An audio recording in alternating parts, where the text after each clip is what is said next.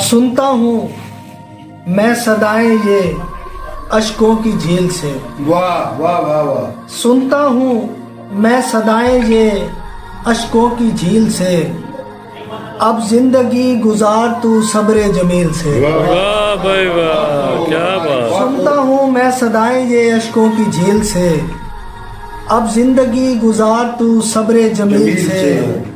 میں نے دیے کی لو پہ تیرا اسم کیا پڑھا، ہاں میں نے دیے کی لو پہ تیرا اسم کیا پڑھا، ایک روشنی سی پھوٹ پڑی تھی فصیل سے۔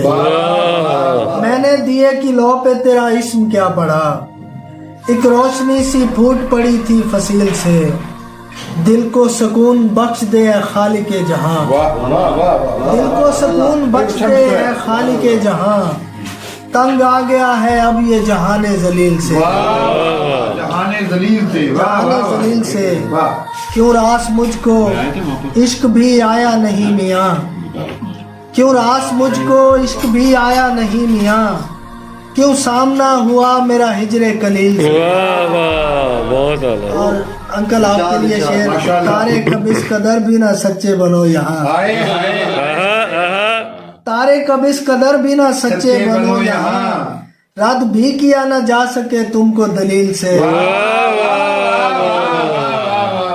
سنتا ہوں میں صدائیں یہ اشکوں کی جھیل سے، واہ واہ واہ، اب زندگی گزار تو صبر جمیل سے۔ واہ واہ، ماشاء اللہ، بہت